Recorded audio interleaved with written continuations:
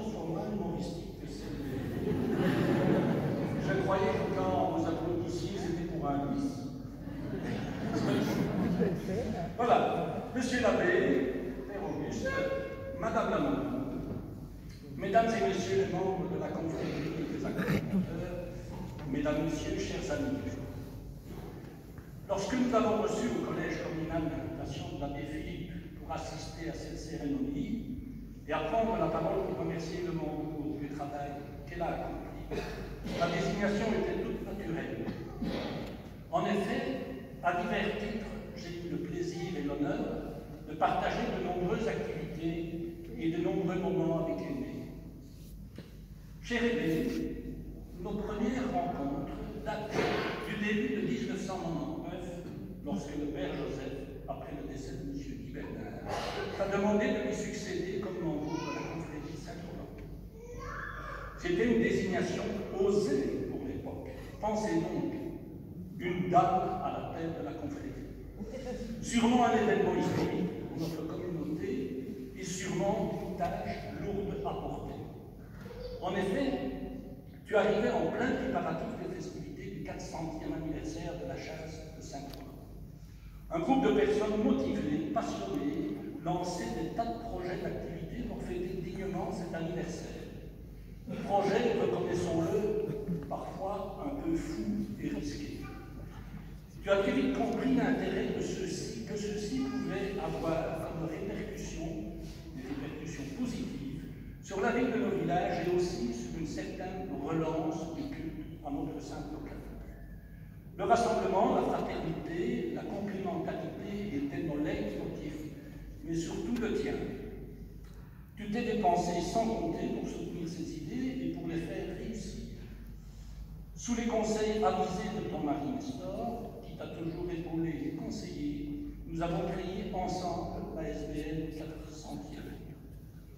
Un nombre important d'activités a jalonné ces festivités. Je ne citerai que celles où tu t'es engagé principalement et sans compter.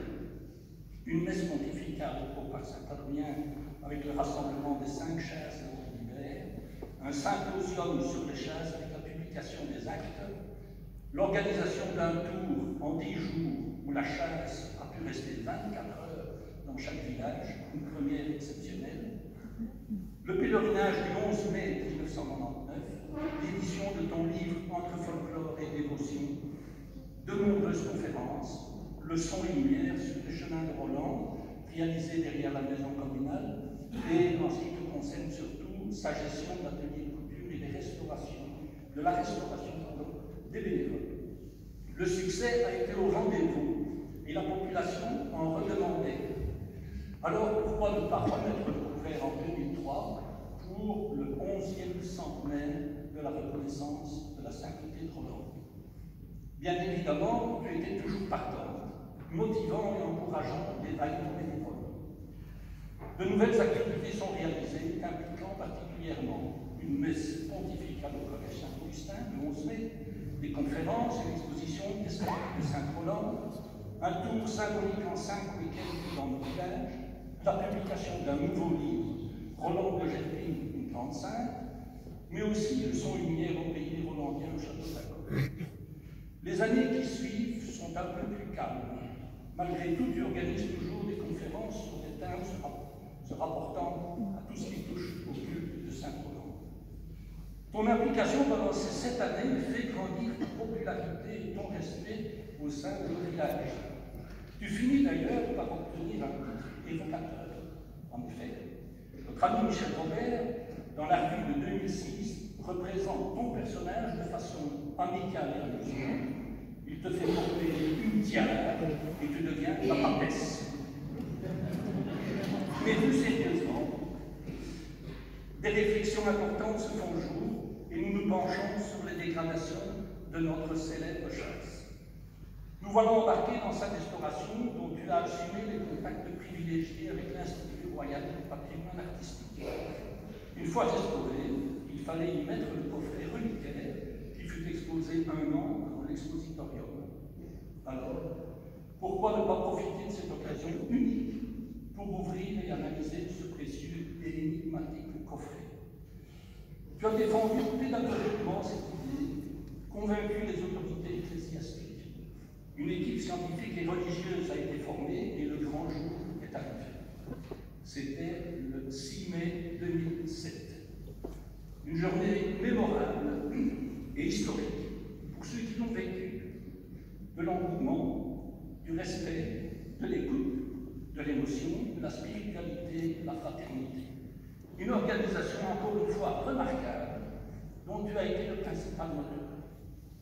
En tant que bourgmestre, j'ai toujours apprécié lors des réunions de préparation aux festivités et pèlerinages de Pentecôte ton sens de l'anticipation, de l'implication, de l'encouragement et même parfois du compromis avec les comités de marche ou l'administration communale.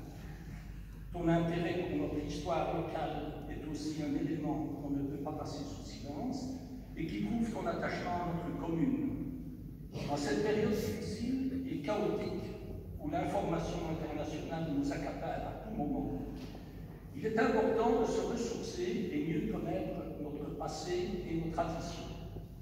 Il y a quelque temps, tu as mis sur papier tes souvenirs, tes mémoires, tes recherches sur le germe du passé. Et le titre, tu es une passeuse de mémoire remarquable. Cher Aimé, au vu de ton parcours impressionnant, en tant que membre de la confrérie pendant ces 23 dernières années, passer la main est probablement un moment difficile, mais combien compréhensible et honorable. Aussi, au nom du collège communal, je tiens à t'adresser le plus vif remerciement pour ce que tu as fait pour la confrérie, la paroisse, le culte de Saint-Honorant, l'amitié entre les marcheurs, la culture et l'histoire du village. Bref, l'amélioration des relations et la solidarité entre tous les membres de notre communauté communale. Aimé, pendant toute cette période de 1999 à nos jours, il y a une personne qui a toujours été à tes côtés dans la mise en place de toutes les activités citées ici avant.